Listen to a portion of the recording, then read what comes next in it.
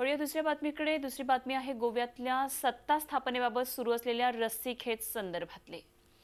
तर गोव्यामध्ये भाजपचं सरकार येण्याचा मार्ग आता मोकळा झालेला आहे। भाजपच्या 13 आमदारांना इतर 9 आमदारांची साथ मिळालेली आहे आणि एकूण 22 आमदार राज्यपालांना या संदर्भात भेटणार आहेत। राज्यपालांना भाजप सरकारला समर्थनाचं पत्र देण्यात आलं आहे।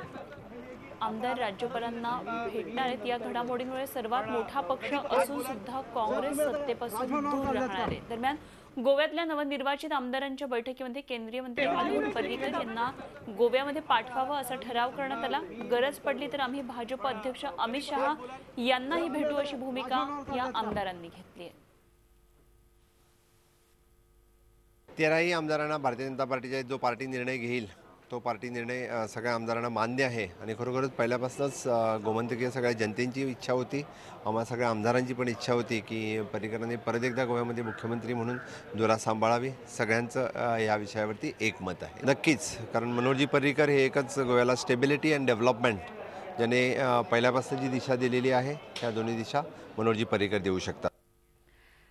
तर गोव्यामध्ये सत्ता स्थापनेसाठी भाजपनं जोरदार प्रयत्न सुरू केलेत। नितीन गडकरी कालपासून गोव्यामध्ये दाखल झालेले आहेत। भाजपनं गोव्यामध्ये सत्ता स्थापनेचा दावा केलाय आणि त्यासाठी गोव्यामध्ये बैठकांचं सत्र सुरू आहे। अशामध्ये जर मनोहर पर्रीकर गोव्यामध्ये मुख्यमंत्री म्हणून परतणार असतील तर महाराष्ट्रवादी गोमंतक पक्ष आणि गोवा फॉरवर्ड पक्ष भाजपला साथ द्यायला तयार असल्याचं महाराष्ट्रवादी गोमंतक पक्षाचे प्रमुख सुदीन ढवळीकर यांनी म्हटलंय।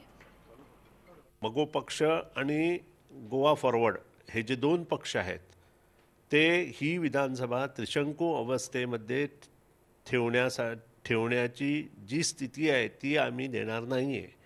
आम्ही दोघेही एकत्र होऊन आम्ही असं ठरवलं आहे की जर भारतीय जनता पक्ष मुख्यमंत्री म्हणून मनोहर पर्रीकरला गोव्यात आणतोय तर हे दोन्ही पक्ष त्यांच्या मुख्यमंत्री पदाखाली काम करण्यासाठी सज्ज झालेले आहेत।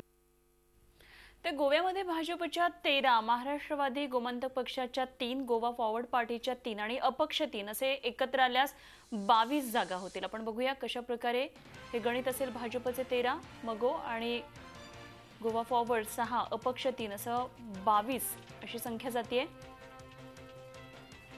त्यामुळे भाजपचा मार्ग मोकळा होईल, सुकर होईल सत्ता स्थापनेचा। दरम्यान निकालापूर्वीच पर्रीकरांची गोव्यामध्ये राजकारणात री-एंट्री होईल असं स्पष्ट संकेत केंद्रीय मंत्री नितीन गडकरींनी झी 24 तासला दिलेल्या रोकठोक या कार्यक्रमात दिले होते।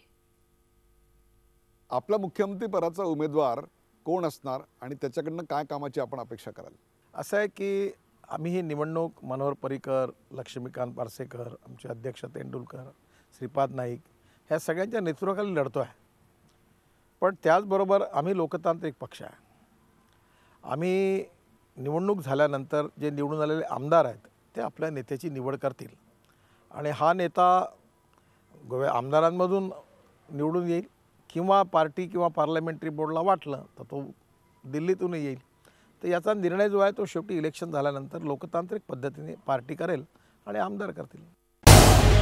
झी 24 तास रहा एक पाऊल पुढे।